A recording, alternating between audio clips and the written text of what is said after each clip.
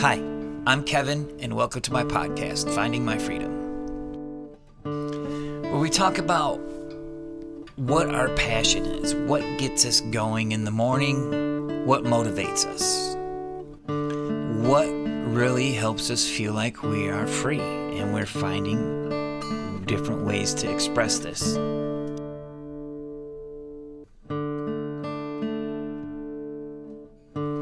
This week I'm excited to bring part 2 of the 2-part series, talking with Sarah Martinus, a Core-Shamanic practitioner, musician, and artist.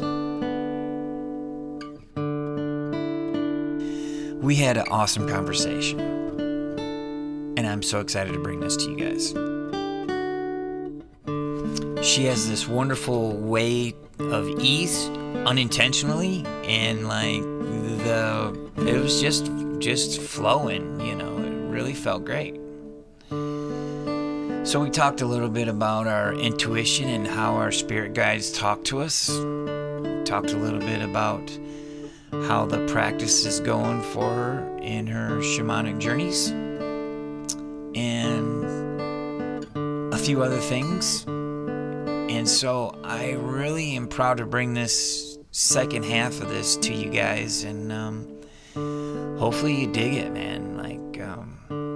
It was a pure joy to do. So I just wanted to say thank you once again, Sarah, for your contribution to this podcast, and we will be looking forward to the next one.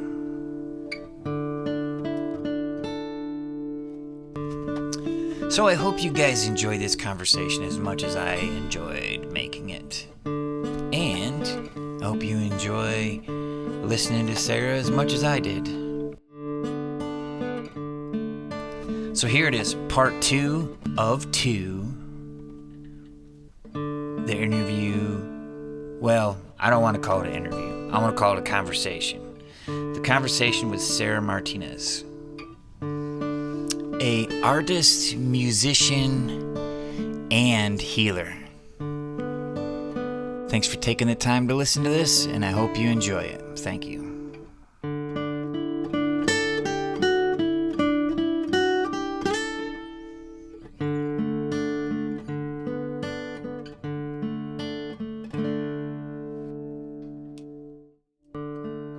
Yeah, so you're discovering your process while actually going through the process.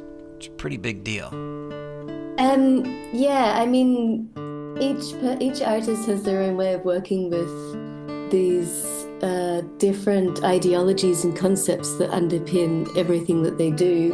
And basically for me, I had to jump over and I still do every day, jump over the self-critical action of, this girl's crazy, or how dare she talk about this uncomfortable stuff, or what right do I have to be speaking about anything? And I think that just personally for me, that was really about healing so many different layers of cultural woundings and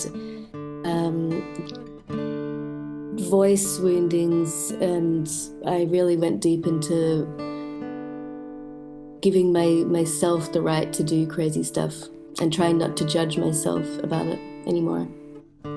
I don't know if you feel this way too, but I noticed that, when it's all said and done, I'm by myself and I'm trying to figure all this out alone, but I'm following where I'm being led. I'm following my instincts. I'm following my intuition for the first time in my life, and it's a pretty great thing because there's freedom in that. That's so amazing. Yes. And if both of us had not done that, we wouldn't be having this amazing conversation.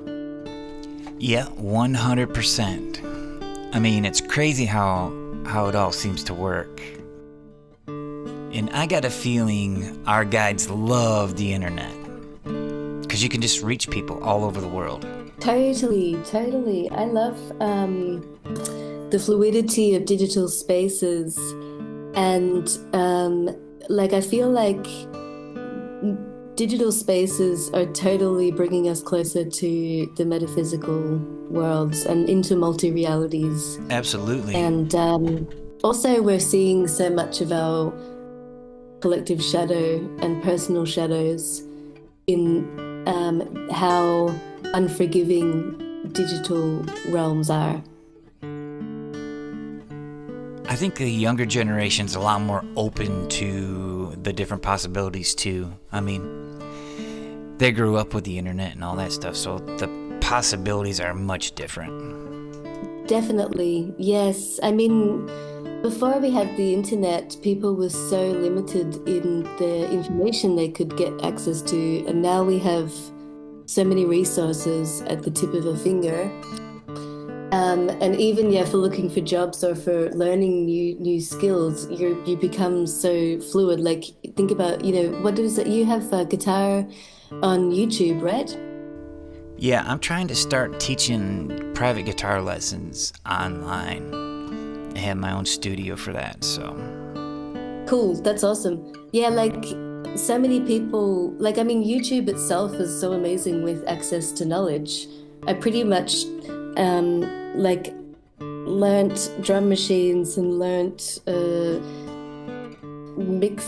to mix to a certain level, on YouTube. Oh yeah, for sure. And also so much about spirituality and people sharing their understanding about different practices and stuff like that. There's so much we have access to with the internet. I think that the next generation obviously are going to be dealing with their own whole bunch of their own delicate issues, like all of us have, because I don't see that, obviously COVID time or being on lockdown and only having connection to each other through screens was a pretty intense period of time, right? And if you're a kid and a teenager or younger, having that as part of your teenage years, that's huge. Oh yeah.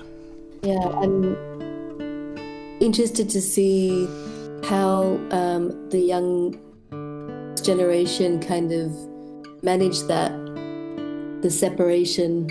And I hope it means that we are able to keep talking about the collective shadows in terms of whatever's blocking people from communicating their truth. I hope it goes in that direction. Yeah, and it'll open up a lot more minds. Yeah.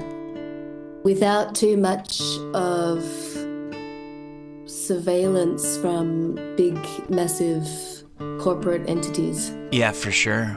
So, how did you end up meeting Sunny and getting involved with that project? It seems like a really fun thing to be doing. I met Sunny in the community space run by Amanda Flaker. I'm not sure if you know Amanda Flaker. She's a very talented healer and intuitive guide who discusses in depth about practices of moving out of the lack matrix and into the abundance matrix, or building heaven on earth inside a community. And Sunny just popped up in that online space. I think someone else shared her music, and I was really glad to find someone else that was making music, and I clicked on it and listened to it, and I was like, wow, what's this? What is this? This is fantastic. And then I think I was just so overjoyed, and I think Sunny saw herself in me, and I see myself in Sunny. We're having a really great sisterhood of time. And remember, I feel like Sunny helped me heal a lot of extra steps in coming, like trusting my voice and things like this. And all of her poetry just made sense to me. Right. And I felt like I could share with her the kind of references that were very deeply soul aligned for me. Yeah. So like spoken word and like Maya Angelou poems, and like she just gets it, and I love that. Oh yeah, it's in her, that whole poetry side of things, that, what do they call it, beatnik? Yes. It's pretty amazing. Yeah, she's helped me quite a bit, like just hash things out, through conversation. I mean, through us talking, I was able to kind of figure out how I wanted to start doing my guitar lesson stuff, and it was just like, just sort of bouncing ideas off of someone sort of thing, and it all takes time, but hashing it out a little bit at a time. Yes, it takes time, but baby steps, baby steps. I'm here with you as well, and I looked at your website and I thought it looked really great, by the way. Oh yeah, thank you. I worked with a company on that. I saved a little bit of money, and I thought, you know what, I'm going to go all out on it and get it as professional as I possibly could, and I like it. Well, I looked and it looks super good. It looks like super profi, and it looks like it's a massive studio already. And like, I feel like, website is such a, what is that quote? Like, you build the space and then people will come. Like, the website is like building a space. No, you're exactly right. And same thing kind of happened with the podcast. And my guides, well, they wouldn't let up on me doing this stupid podcast. And I don't mean stupid as in stupid. I just mean in my own kind of way.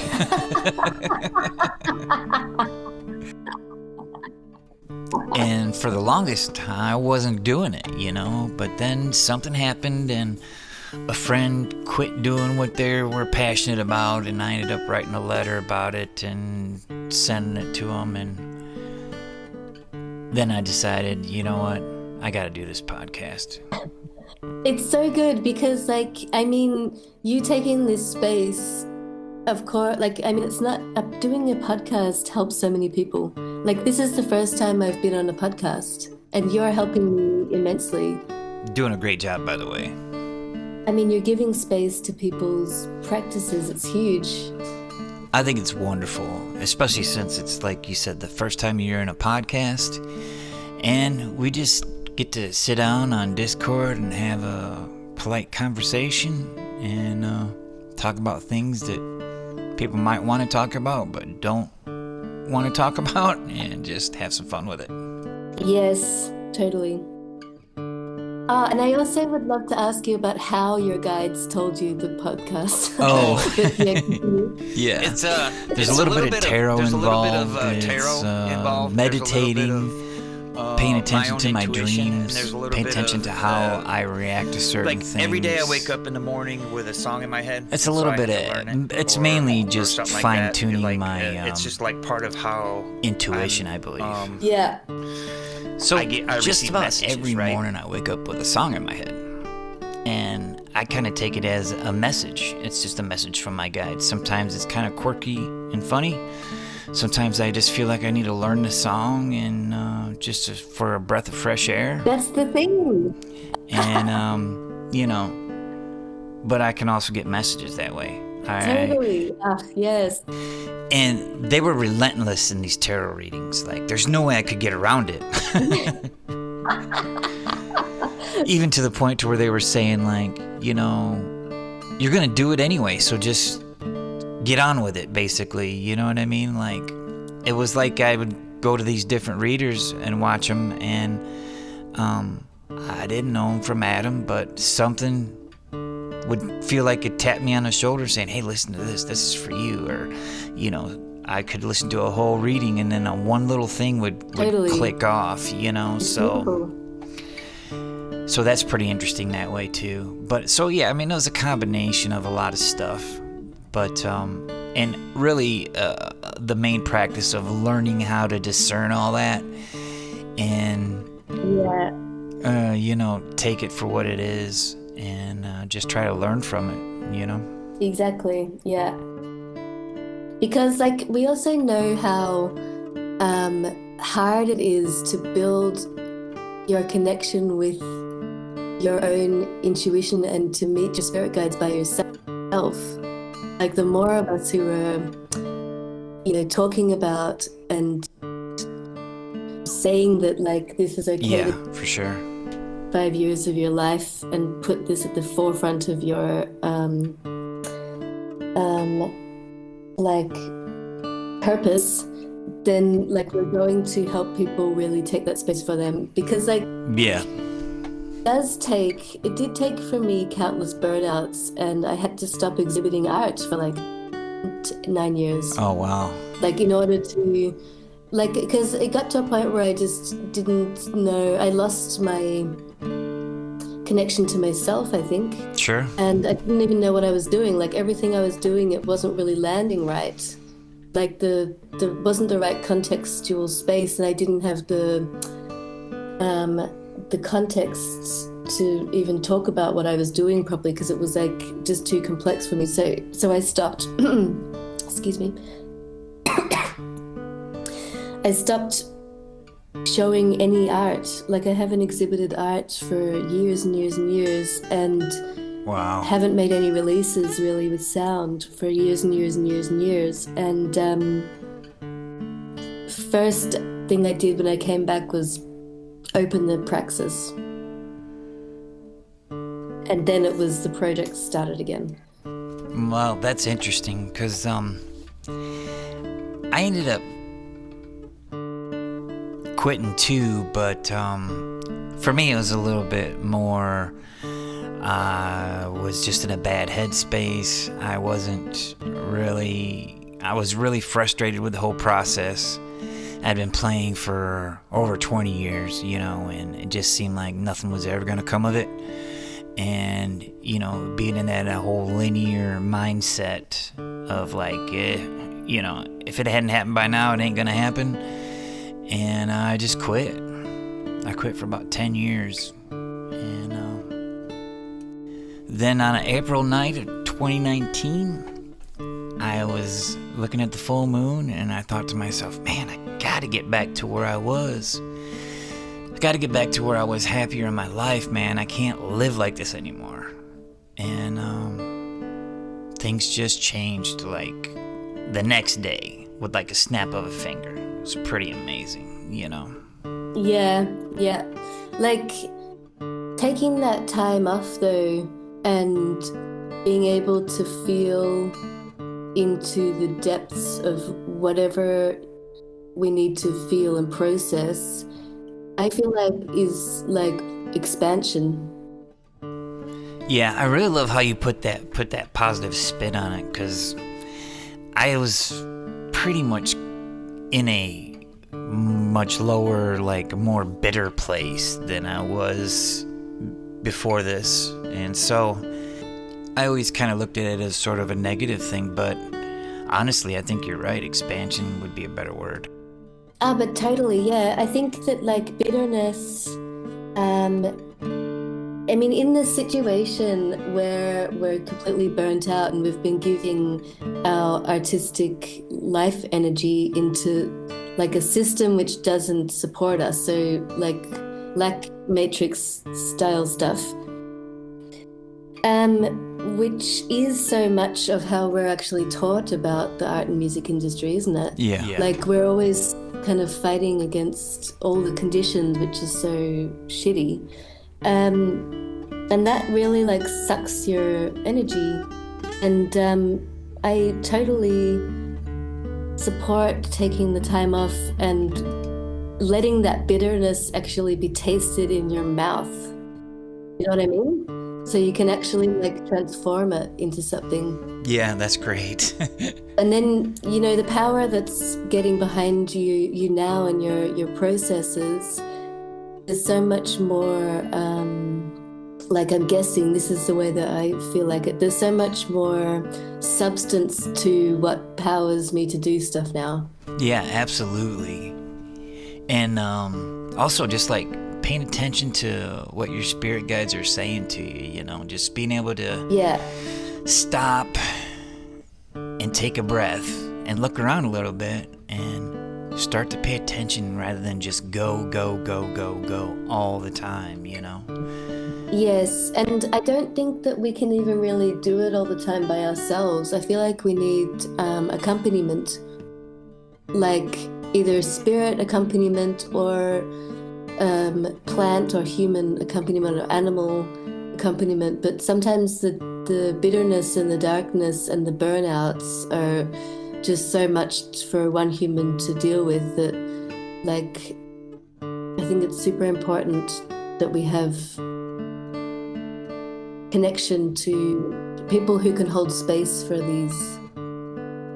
this period of time. Yeah, I mean, luckily for me, all I had to do was just say enough's enough, and things completely changed, like, overnight. It was crazy. And that enough's enough, it's time to change, is also about the ego parts of ourselves sitting down and opening our hands and being like, how can I be of service to something greater that's coming through, because we can't avoid to listen to it anymore. Yeah, I mean, isn't it, you go through some sort of an ego death when it comes to this too, but luckily for me, the switch was flipped, and so, like, it was a whole new world, pretty automatic, Amazing. So good that you had that switch being flipped, and like you must have reached the critical mass, the one time when your consciousness was rebalancing and suddenly you got tilted in the other direction. Oh yeah, and people thought I was going crazy, They asked me if I was going through a midlife crisis, and some people didn't believe me, but honestly, I really didn't care. I knew that I had to follow where I was being led. And sometimes, well, most of the time, I didn't know why I was doing the things that I was doing. I just knew I had to do it, And so people looked around at me and thought, man, he's losing it. But, hey, it was what it was, and it helped me a ton. That's good. That's so good. I'm so glad. And thank you for telling me your story. I'm so glad you stuck in there and sat through all the terrible times in order to wait for that moment when you had the capacity to make the switch. Yeah, I also didn't want to start back up again just for the sake of starting back up again, like, oh, well, this is the only thing I know, or this is whatever, right? Like, I knew if I was going to start back up playing again that it was going to be right. It was going to be for the right reasons, and, I was going to love it again. I mean... Yeah, and, like, I guess it comes back to being about joy, doesn't it? Finally. And you can't fake joy. Like, we can't keep struggling and telling ourselves that... have to enjoy something if we've lost the... Yeah, if we're telling ourselves, are we trying to convince ourselves that that's the right thing to do? I mean, where's the joy in that? I think the different thing about, I think my journey, like, because I'm kind of more, I'm doing shadow work, so it kind of ruffles a few feathers. People don't necessarily always want to know about their shadows.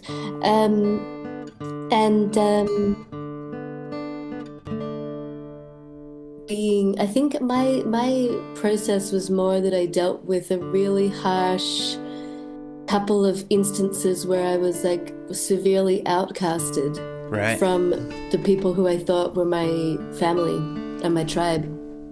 And I think it touched me on a really sensitive level, and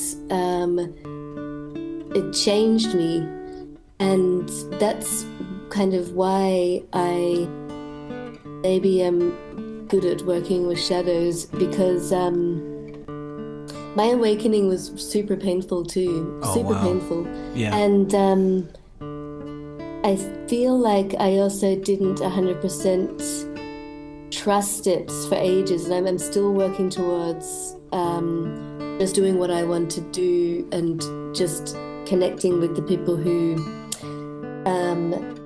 show up in my life with the same resonance to this work. Yeah, setting boundaries for the people that don't quite understand and being around the people that do really makes a big difference.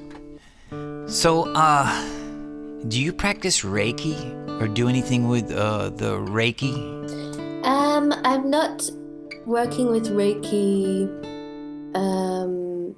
technically, but I'm interested in the practice of tower hands, and also shamanic Reiki. So definitely during a ritual session, there's practices that would blend over into a space which is more like Reiki, but it's all kind of mixed in, and I don't practice Reiki separately. So yeah, that's interesting how we take little bits and pieces from these different modalities and make them up into sort of our own practice, our own way. Is that sort of how you do things too? Yeah, I think I don't know what it is about me, if it's the Aquarius thing or if it's, I don't know, I've always needed to find my own path and do things in my own way. Or maybe it's the level of, I don't know, I can't say for certain, but like Reiki, definitely healing with our hands and healing with our intention and healing with energizing a certain spiritual power through our hands is definitely part of the practices which I've learnt, and my hands are very, very important for me to keep energetically clean in everything I do. So my hands, I have a beautiful tattoo that a friend did across my hands, and I got it on the outside, the top of my hand, to remind me to be very intentional with what I create and what I'm doing with these hands, and I think the tattoos I have are kind of like gatekeepers. So they're protection, and they're also allowing things in and allowing things out. Because like I'm also painting and drawing, and like there's no facet of art that I haven't got my fingers stuck into. Well, your creativity's got to be off the charts. So, I made this connection with Reiki and playing my instrument. Ah, yes. Because I feel like music is healing, obviously. So, like, when you're doing Reiki with your hands, definitely, you're healing with your hands, but like, you don't necessarily have to pretend like you have a little ball in your hands and you're running the ball of energy, whatever, right? Like, you could just set the intention, like, my music is for healing, and if you got that intention set, then it's all good. Totally. Like even the acupressure points of the hands and the fingerprints, like, I mean, I just had to think about like mudras of the hand from, I think, probably more Indian origins, where you put your hand in a certain way, touch this finger to that finger, and it means this, or ancient mudras and acupressure in the hands, like touching the strings, super spiritual. So you explain things very, very well, and is this a lot of the content that's going to be on your YouTube channel? Thanks for giving me that feedback that I explain stuff well, because sometimes I've got no idea if it's making sense. Right. Yeah, I know. It's hard to get feedback sometimes because really nobody cares. So. Well, I think also a lot of the time the stuff that I'm talking about just completely flies under the radar, and everybody thinks like, what the fuck's she talking about? But or there goes Sarah again, trying to remind us about the energy. So yeah, I'm making a few videos this week, and I hope that I have the confidence to post them on YouTube. Because Oh yeah, just do it. It'll be great. Just put them out there and see what happens. thank you. Like I started actually by just popping up on Instagram Live and just doing whatever I needed to do live. So I started with dancing actually. Like it's funny that sometimes I go to the most, the seemingly most ridiculous thing first, but it made so much sense because I needed to dance myself into feel okay to be in the public sphere. So it needed to be done from joy and fun and charisma, I guess. And so yeah, through 2020, I was doing like a online rave hour. Where, yeah, I mean, it was just like dancing and connecting and being able to alchemize very dark, like deeper, darker energies because there was a lot of collective fear and a lot of collective everything, you know, like we were all thrown into such a strange time over the last couple of years that dancing was my first thing I did online. And then I did some live meditations, and one day I made like a little DJ thing and like pulled out some records and did that live. So basically I was just spending a lot of time trying to be okay with coming out to say what I really want to say. And the next videos, yeah, it's like, you know, baby steps, baby steps. The next videos I'm talking about what's the topics? Centrism in our consciousness space and how to go about like untying your energetic cords to the old narratives and re-diversifying our consciousness or queering consciousness. So that would be in order to like accept trauma or to accept the places where we've been cut up or minimized by the system as places of like new individuality and very special spaces of like high level spirituality. And I'm trying to get that into like a coherent conversation so I can put it up online, and that's what I've been editing before I came to speak to you today. So yeah, thanks for your support with that. Yeah, I think it'll be great. And you just keep putting the stuff out there and seeing what connects with people. Well, it's a hard topic because it takes a little while to get into the depth, and I also feel like I have to put a few disclaimers on that one because like what I'm trying to talk about is re-centralizing the dark feminine energy, the dark queer feminine energy in our collective consciousness, which is naturally kind of where we're going with the evolution out of like patriarchal storylines, colonized storylines, and all being kind of capitalized and consumed. So I hope that I can discuss this in a way which is friendly for people and that they enjoy watching the video. Yeah, just have an engaging conversation. So what is your practice like? Do you like do like private lesson? Do you book time? Like how does that all work?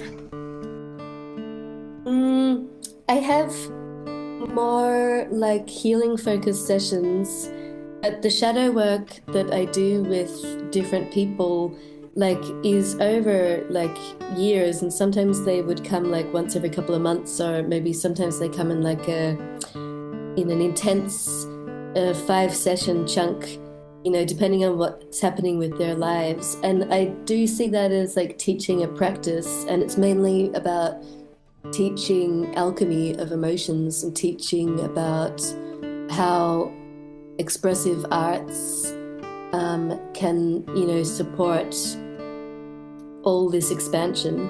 Like if my clients come in to do shadow work and have dreams, then I'm usually saying, did you draw a picture? Do we dance it? Do we sing it? Like, what does this dream call for, and how are we going to work with the power of this to like alchemize it and integrate it? And in that, yeah, like, I mean, I learned that that's kind of just what I did. Like, I mean, as a kid, I was the kind of person who would love to draw other people's favorite animals because I knew it would bring them power, and then I would give them the picture. Like, I loved to draw. It was a memory I forgot. I just remembered. I loved to draw one of my friends. She loved dolphins, and so I would draw her pictures of dolphins. And, but like, that kind of spirit in our like cultures is easily misunderstood. So basically, yes, people can always book a session with me, and I do online as well, but not for the constellation work, because the deeper constellation work is more about the client actually going deep into their own worlds, and then we walk together through their own worlds, and it's about like family constellation or inner child healing work and stuff like that, or outside of lifetime. So yes, they can contact me with that, and then I also just tried to make more online spaces for people to get in contact with the other elements of stuff flying through my practice. So basically research, all this research, because I have a lot of, like, we're always digging into links of things and reading books, and like this is just how I guess spiritual creators are. And so I made a Patreon, and that is where I will be sharing just book references and extra videos sometimes, and I don't know what's going to happen with that, but something.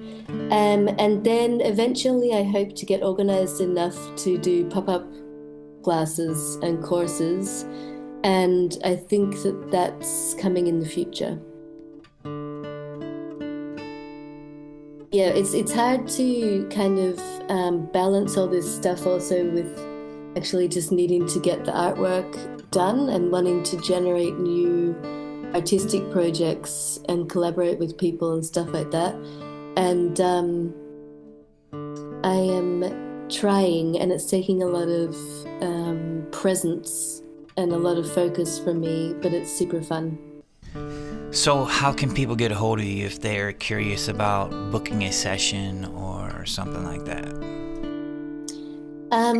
They can go to my website, sarahmartinus.com, which has a lot of different art projects listed, and there's also the blog there, and there's also information about the praxis, and there's a bio and stuff you can read up about how I ended up here. And then the Instagram is more like about what's happening right now and what I'm vibing with, I guess. And then the YouTube will be there as well. So I think my website's probably the nicest place for people to go to get a good impression of what I do. And my email address is connected there in case they want to get in contact with me.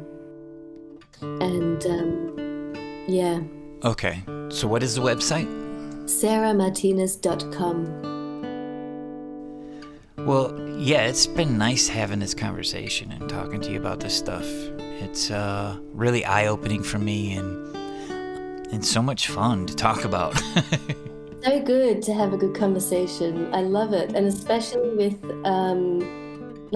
this is also what I love about reconnecting with intuition and spirit guides as well, because you know that when you meet someone new, there's always this deeper rhythm going on, and so the conversations can just automatically go into this place of trust and depth.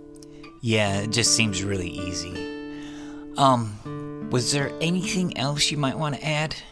I wanted to just say that,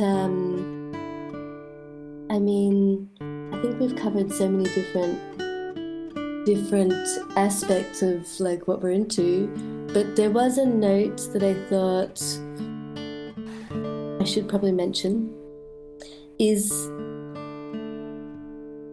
basically coming back to the idea of beauty as having like beauty in our life and beauty in our experiences as having such a high importance, which we kind of have been programmed out of, because we somehow got into thinking this, judging beauty and thinking that it was like superficial or not necessary. But the return of beauty in our practices means that we're bringing back and we're opening towards awe. And the experience of awe, like meeting spirit and feeling synchronicity and getting messages, being open to receive messages and making the choice always that like, I'm curious, means that we're opening ourselves towards awe. And I 100% feel like awe is a cosmic antidepressant that so many of us really need more of, and instead of like reaching towards the old ways of dealing with life, we could rather reach towards awe. But it takes also like the motivation sometimes to like, pick up the drum or to listen to the meditation or to go look at that tree or to go sit by water and watch the surface of water as it reflects on the sky, or to look at the clouds or the sunset and things like this. But it's so important, that experience of awe. And once I decided to take more time for that, I think my quality of life just went up. Yeah, and it's one of them things where you just got to make the time for it, And I don't know why that was so important to say, but I wanted to tell you that. Well, that's your intuition for you, right? Yeah. So, and also just to finish off with what I'm working on at the moment. So there's that publication, Body and Algorithms, which will be very interesting for artists or anyone interested in digital worlds, because there's so many great artists in that publication that have been doing research as part of their practice. And my essay in there is about the shadow algorithm, and which also touches on the spirit of extraction as a kind of an entity that passes through our blind spots, which we have due to collective trauma. So that's a whole work with the digital realm that I'm kind of really interested in, and I've been running research ceremonies about that. The last one was called Dance in the Digital Waterfall, and was about actually, picking up the drum and journeying into the digital realm. And at some point I will release an album about that too. Like I have a lot of sound in the work that's like about shamanic work with digital spaces. And like the last meditation I did perform it kind of live for the Foundation of Shamanic Studies, which is called Algorithm of the Mirror Mind.